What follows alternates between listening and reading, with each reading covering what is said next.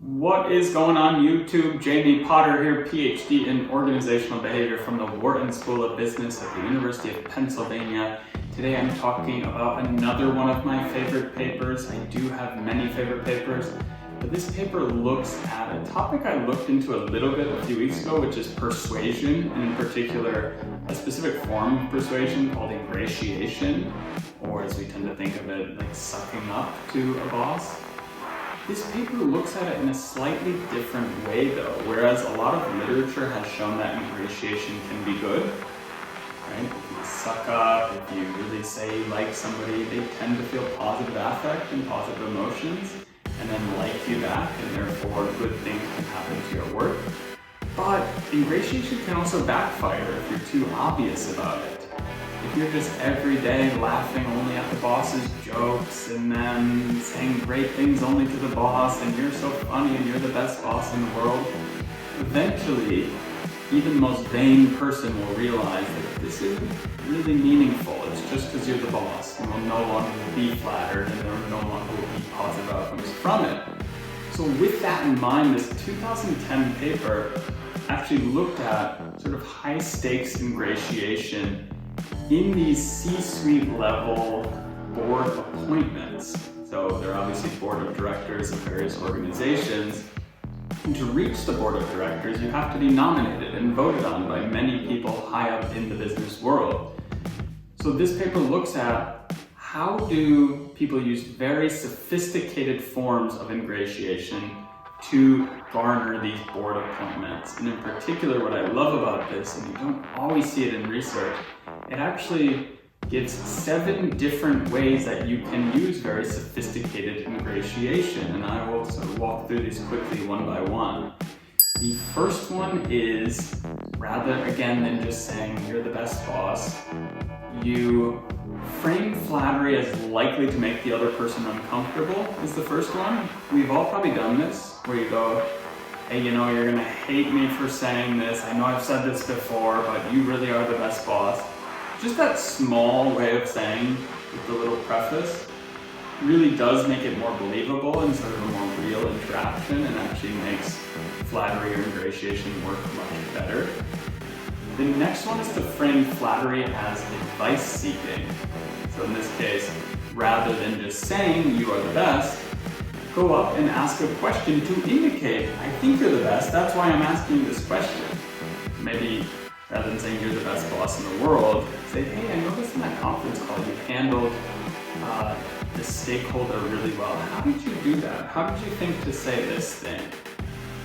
In that process, you sort of get around the obviousness of flattery, and then the target of it will say, oh, okay, you know, they're not trying to flatter me, they're trying to just learn from me. But in the process, they are flattered as well, so it's very subtle. The third one is arguing prior to conforming. The problem with the prototypical yes man in organizations is that the yeses mean less over time. If you just say yes to everything, it's not actually flattering when you say yes again. So if you argue just a little bit with the boss or the CEO and then agree with something else, it's actually much more meaningful, because then the person on the receiving end knows, okay, he or she does not agree with everything. In fact, they just argued with me about another point, but then they agreed with me, so that means much more, and I'm much more likely to be flattered. The next and fourth one here is to compliment the CEO or the boss to their friend, which is a really interesting one. So rather than saying the compliment directly to the target, say it to someone that you know will probably tell them. So this could be their best friend in the company. You could be complimenting all day and say, oh, please don't tell them, but they're so fantastic at setting organizational strategy. You know it's probably going to get back to them. And this is, again, a very subtle way where you're not saying it directly to the person, so the attributions for it are less cynical and more positive.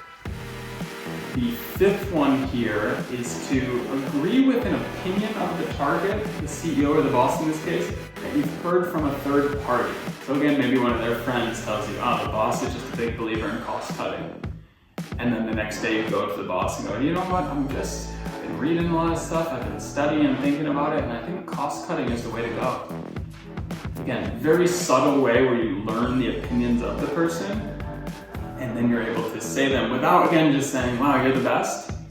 You are validating their opinions in a very sort of subtle or sophisticated way based on what you've learned from other people about their opinions. Because again, if you just hear from the boss that he or she loves cost cutting, and then the next day you go, I love cost cutting too, well, that's sort of obvious, right? Not very sophisticated, as the title of the paper would suggest.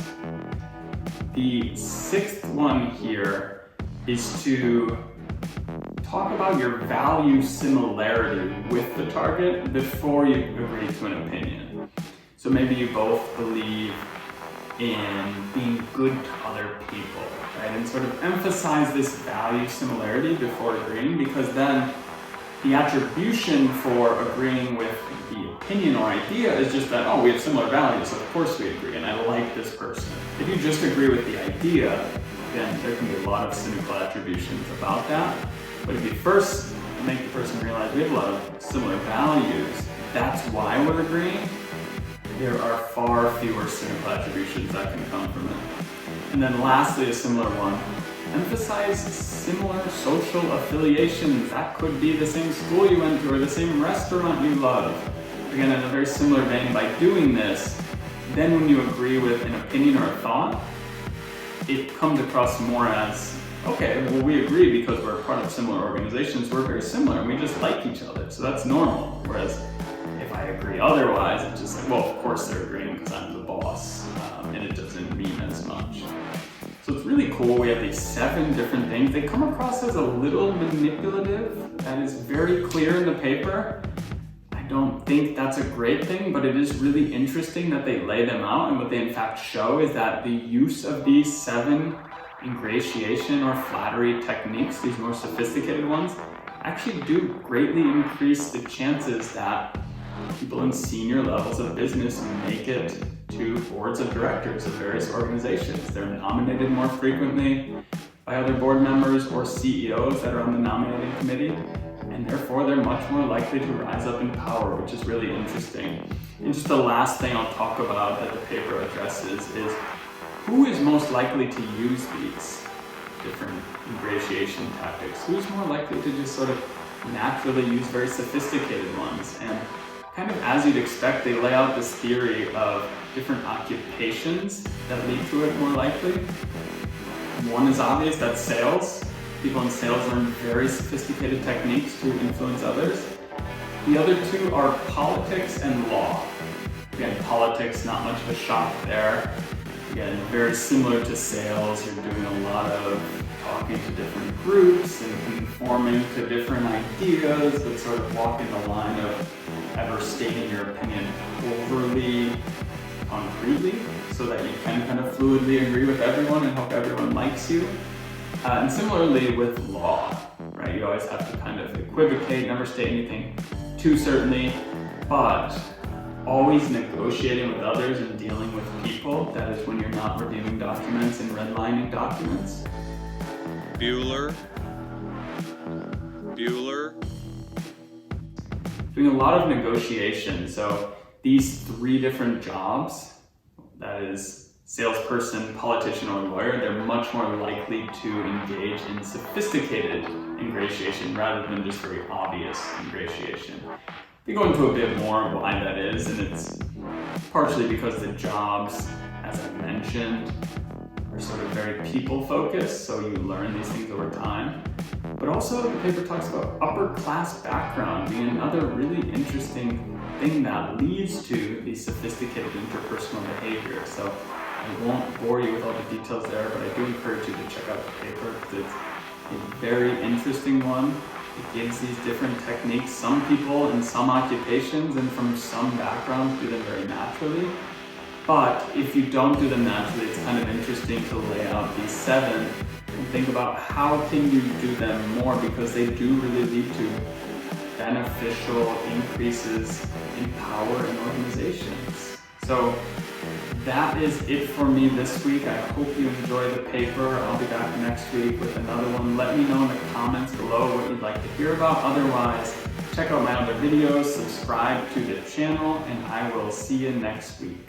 Bye.